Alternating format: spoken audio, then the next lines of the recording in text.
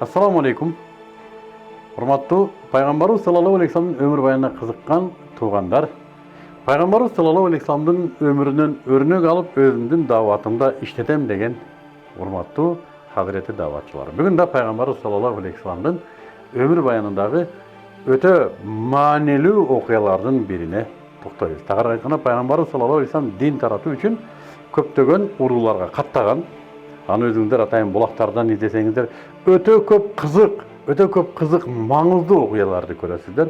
Жана алардын ичинде ушу жалпыга белгилүү болгон Таифтеги урууларга барып кайрылганы жөнүндө бүгүн сөз кылабыз иншалла.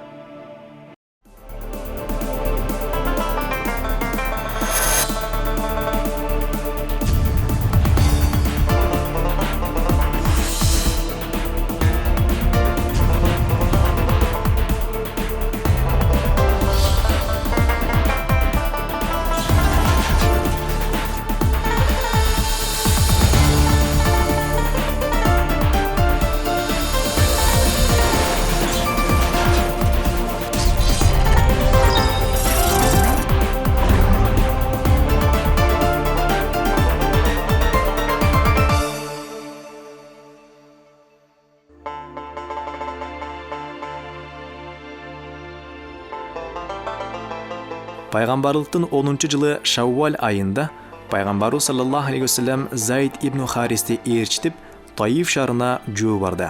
Жол катары ар кайсы урууларды исламга чакырды. Бирок эч кимиси жубатарлык жооп бербеди. Таиф Меккеден 80 чакырымдай аралыкта жайланышкан шаар болгондо да биздин Кыргызстандагы Каракөлгө окшогон ушундай тоолуу аймактуу шаар. Пайгамбар саллаллаху алейхи вассалам Таифка келип бир канча уруулардын аксакалдарын чогултуп, аларга өзүнүн дини тууралуу, өзүнүн келген максаты тууралуу айтканда, алар бир кызыктай жоопторду берди. Тагыраак айтканда, кайсыдыр бир уруунун аксакалы айтты: "Сен Кабанын кийимин чечип аткан адамсың" деди. Дагы бир уруунун аксакалы айтты: "Аллах сенден башка адам таппаптыр пайгамбар кылып жөнөткөнү" дейт. Дагы бирөөсү айтат: "Эгер сен пайгамбар болсоң, анда ошончолук улуусуң, биз сен менен сүйлөшүүгө татыксызбыз. Эгер сен жөн эле жалганчы болсоң, анда сен биз менен сүйлөшүүгө татыксызсың" деп иш кылып, ар кимис ар кандай сөздү айтып атып, пайгамбарыбыз айткан нерсени, пайгамбарыбыз алып келген нерсени кабыл алышкан жок. Булар Сакиф уруусунун Абдуялайл, Масуд жана Хабиб аттуу 3 бир тууган эле. Алардан пайгамбарыбыз саллаллаху алейхи вассалам жок дегенде өзүнүн келгенин сыр кылуусун суранды. Андан ары ал Таифтин ар бир атактуу адамдарын исламга чакырып, бул шаарда баш аягы 10 күндөй туруп калды. Алардын эч кимиси бул чакырыкка жооп берген жок. Тетиришинче пайгамбарыбыз саллаллаху алейхи вассаламды маскаралашып, кээде жөн эле жолотпой үйлөрүнөн кууп жатышты. Биздин Таифка келишибизге себепкер болгон брадарыбыз Мухаммад мына ушул Таифте төрөлгөн экен, ушул шаардын тургуну болот экен. Бул Мухаммад мына ушул үйдө төрөлгөн экен. Айтып кете турган нерсе, Мухаммад Бану Саад, пайгамбар саллаллаху алейхи вассалам өскөн Бану Саад уруусунун өкүлү экен. Биз үчүн бул өтө мындай бир таң калыштуу жана кубанычтуу нерсе болду. Адиле сурасаң, мына үйлөргө канча жыл болду? هو يسأل كم سنة منذ كم سنة هذا البيوت كما سألت هذا ممكن حوالي 50 سنة أو أكثر 50 إلى 60 سنة 50-60 лет.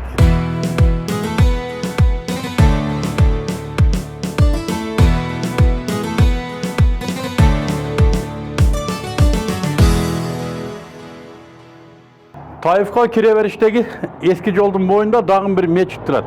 Жергиликтүү билгендердин маалыматы боюнча бул мечит пайгамбарыбыз саллаллаху алейхи вассаламдын Таифка келгендеги бир жерде отуруп ташка чыканагы менен жөлөнгөн экен, ошонун урматына курулган мечит экен.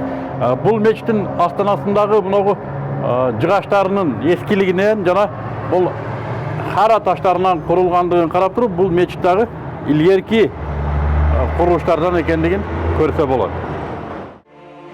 Таиф эли пайгамбарыбыз саллаллаху алейхи вассаламдын айтканын кабыл кылбады. Жана эл аны ортого алып, оозуна кирген сөздөр менен кордоп таш бараңга алышты. Андан пайгамбарыбыз саллаллаху алейхи вассаламдын балтыры канап, кепичи канга боелду. Таиф өзү Мекке деңгээлинен бир канча бийик болгонуна карабай туруп, мөмө жемиш өстүргөнгө өтө ыңгайлуу шаар. Климаты дагы ошого атайын каралгандай. Мына менин артымда турган pal болып bölünген жер ошо пайгамбарыбыз саллаллаху алейхи вассаламдын өмүр баянында келген Таифтагы Утба Рабиянын жүзүмзары деп ойлоп калдык. Анткени мына ошол жүзүмзардын маңдайында мына мен турган жер Аддас мечитинин тамы. Аддас деп аталып калганын себеби пайгамбар саллаллаху алейхи вассалам мына ошол жерге Таифтын караңгылары куугунтуктаганда ошо 3 милге жакын жерди ошо качып келип ошол жерге отуруп калат жана ошол жерде көлөкөдө отурган кезде мына ошол жүзүмзардын ээлери кол астында иштеген бир Аддас деген христианин жигит болот. Ошо кызматкерин бир шиңгил жүзүм берип пайгамбарыбыз саллаллаху алейхи вассаламга жөнөтөт. Аддас жүзүмдү алып келип пайгамбарыбыз саллаллаху алейхи вассалам алдына койгондо пайгамбарыбыз саллаллаху алейхи вассалам бисмиллахир рахманир рахим деп жейт. Аддас таң калып биз тарапта мындай сөз айтылбайт эле дейт. Сен каяктансың деп сурайт пайгамбарыбыз саллаллаху алейхи вассалам. Аддас айтат, мен Ниневиядан болом дейт. Сен Юнус ибн Маттанын айылынан боло турбайсыңбы дейт. Сен каяктан билесиң Юнус пайгамбарды дейт. Эсе Юнус пайгамбар, мен да пайгамбармын, экөөбүз бир тууганбыз дейт. Ошентип экөөбүз сүйлөшүп калат. Бул учурда алыстан карап турган Рабиялар, эки бир тууган, биздин кызматкерди да бузбаса болду эле бул киши деп кабатыр болушат. Ага чейин Аддас өзү да келип калат ошол жака. Келгенде алар кызматкеринен сурайт: "Я Аддас, сени да башыңды айлантырып койбодубу ал киши? Сенин өзүңдүн диниң аныкына караганда жакшы го" дейт. Аддас айтат: "Силер мен эч ким билбеген нерсени ал кишиден укканымды билбейсиңер алы" дейт. Пайгамбарлар гана биле турган нерсени мага айтты дейт. Жана мен анын колун өптүм дейт. Мына ушул мамиленин урматына мына ушул жерге Аддас атындагы мечит салынган. Кайсы кылымдарда салынганы азырынча белгисиз.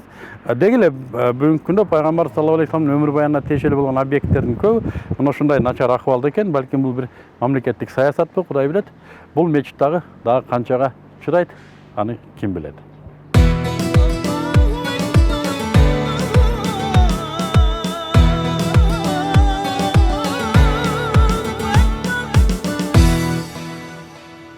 Biz Allah'tın kaaloosu менен Taif шаарынын борбордук мечити деп эсептелген Абдуллах ибн Аббас атындагы мечиттин жанында китепкана бар экен. Ошол китепкананын мүдүрү шейх Абдуррауф ибн Джаббар менен жолугушуп, ал менен таанышып калдык.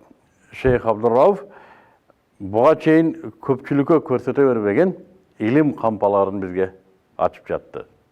Тактап айтканда, Имам Азамдын кол жазмасын 700 жыл илгери жалаң алтын ширеси менен жазылган Курандын жана пайгамбарыбыз саллаллаху алейхи вассаламдан кийинки доорлордо Куран аяттары чегилген таштарды көрсөттү.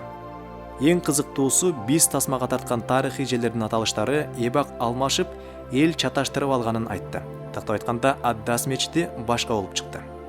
Үммөттүн алымы деп эсептелген Абдуллах ибн Аббастын мачтын жанындагы китепканадагы Шейх Абдуррауф Абдужаббар менен болгон маектен кийин биз дагы бир катабызды таптык. Тагыраак айтканда, Аддас мечитинде дагы бир жолу биз ката кетириптирбиз. Анткени мынагу жүзүм бак пайгамбарыбыз саллаллаху алейхи вассалам мына ушу Таифтагы Хавазин Сакиф урууларынын аксакалдарынан жабыркап, таяк жеп келип эс алганы отурган жер мына ушул жүзүм бак мына ушул жерде экен. Ал эми жанагы биз айткан Аддас христиан кызматкери пайгамбарыбыз саллаллаху алейхи вассаламга бир шиңгил жүзүм алып келип, алдына келип маектешкен жер мына ушул жер экен. Жана ошонун урматына салынган Аддас мечити мына ушул мечит экен.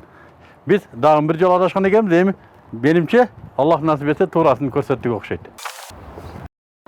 Бир актана турган жерибиз бар. Биз эмне үчүн бул мечиттен адаштык? Анткени жанагы традициялуу салтуу түрдө Аддас мечити деп көнүп калган мечит мына бул жерден бир 100-150 метр эле биякта экен. Ал мечиттин чыныгы өзүнүн аты Кантар мечит экен. Жанагы тоодон суу алып келген ноону арабча Кантар дейт экен. Ошон үчүн аны Кантар мечити деп атап коюптур. Бул Аддас мечитин анчайын деле көпчүлүк биле бербейт экен. Андан ары пайгамбарыбыз саллаллаху алейхи вассалам өксүгүн көтөрүп жолун улантты. Меккеге 100 чакырым аралыктагы Карын аль-Маназилге жеткенде Аллахтын буйругу менен Жебрейил алейхиссалам ала келген тоолор периштеси Абу Кайс жана Куайкан тоолор менен капырларды бастырып салууга пайгамбарыбыз саллаллаху алейхи вассаламдан уруксат сурады. Айша энебиз Аллах андан ыраазы болсун. Бир жолу пайгамбарыбыз саллаллаху алейхи вассаламдан: Аллахтын элчиси саллаллаху алейхи вассалам, сиздин өмүрүңүздө Ухуд тоосунан да оор күн болду беле деп сурайт. Ошондо пайгамбарыбыз саллаллаху алейхи вассалам: мага Qurayştardын көп эле кордугу өттү. Мен алардын көп эле кордуктарын көрдүм, бирок Таифтин акабасындагы Абды ибн Яйлдин мага берген жообу ушунчалык оор. Менин зээнимди ушунчалык катуу кейитти. Мен өзүмдү кандай акыбалда экенимди көпкө чейин аңдабай, Карун Салапка келгенде гана өзүмө келдим. Карасам, асманда Жибрил алейхиссалам турган экен. Ал мага бир топ периштесин ала келген экен. Жана, я Мухаммад саллаллаху алейхи вассалам, Аллах Таифте сага берилген жоопту укту. Жана сага топ периштесин жиберди деп, топ периштесин мага алып келди. Топ периштеси, я Мухаммад саллаллаху алейхи вассалам, каалайсыңбы? Мен аларды эки тоо менен бастырып коем деп, Кувайс жана Кувайкан тоолоруна жаңсады. Мен жок. Болгону Аллах алардан жалгыз гана өзүнө сыйынган заттарды чыгаруусун дуа кылып суранам дедим, деп Пайгамбар саллаллаху алейхи вассалам Айша радиаллаху анхага жооп берген экен.